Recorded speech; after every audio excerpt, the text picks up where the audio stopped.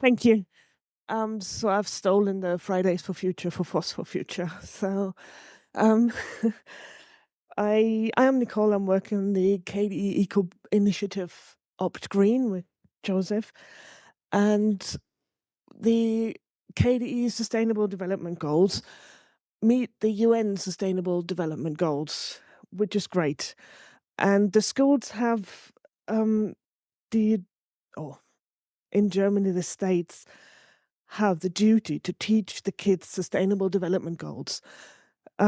Unfortunately, software is not in that goal. They often forget about the software there. For example, in October 2025, Windows 10 will be made obsolete, which will, or might, or it's estimated that it will render 250 million computers obsolete, which is crazy. And by teaching kids that there's another world or another possibility other than Windows and Macs, teach them Linux, then it might be part of the solution to the project problem. Sorry. So what I call digital empowerment goes with the KDE vision, a world in which everyone has the choice over their digital lives and enjoys freedom and privacy.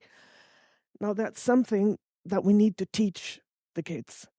That we need to show them that they have a choice. We need to show them that they can control and shape their digital environment, and we need to show them how they have to execute it. Unfortunately, at schools, this is not done very often, but KDE Eco did it.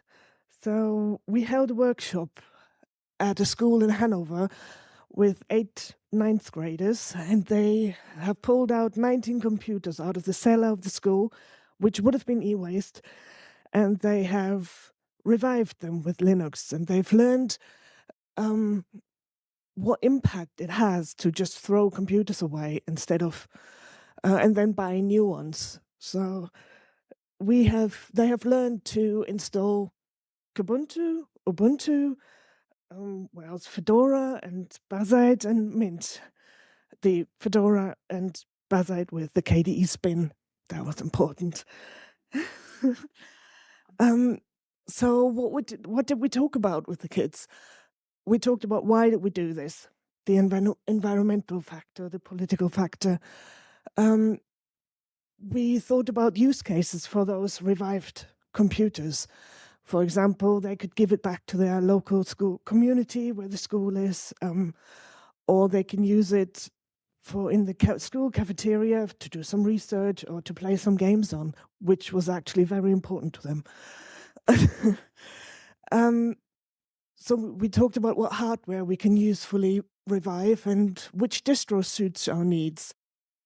And how do we do this, or how did they learn it? These two guys, they made a video guide on how to make a USB stick with an ISO image, and then how to install Linux, so they can teach other people about it. So the outcome of that is that it was basically engaging to everyone, whether it was the technical aspect of it, whether it was the social or political aspect of it, or the environmental aspect of it. So the other thing is that we have 8 more kids that know about Linux, plus maybe they're very yay. Maybe even their friends, their teachers, their parents, maybe. And even if it just sticks in the back of their mind, they know there's something other than Apple and Windows.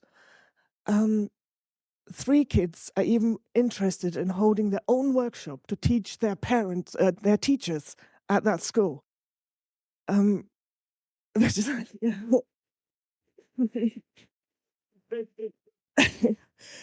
And we have 19 computers that are not e-waste anymore, revived by 8 kids. So, and one of the biggest schools in Hanover, which has about 1,500 pupils and 150 teachers, they want to keep working with us. They want to have more workshops with us. They want to keep that project on their agenda. And now my little personal story. I am not a technical person. I had to do this workshop. I had to learn what a distribution is, and why there are so many differences, which I still don't know. um, I had to learn how to make a USB stick or flash a USB stick, and I had to learn how to install it. I have learned that I don't have to be a computer expert to do it, which is good. I don't have to be scared about it. But I needed to learn how I can explain it to kids to do this. So I got my 14-year-old daughter to do it. She's also not interested in computers, so poor thing. But she successfully managed to flash a USB stick with Balea Etcher. She successfully installed Fedora. And the weekend after we did this together, we went to see my mum, and my mum had a computer laying around. And she said to me, "Oh, I'm so frustrated. I want to sit at the TV and would like to research something, but I can't use this anymore because it's so slow." And my daughter said, "Well, can we not put Fedora on it?" So I said, "Great success."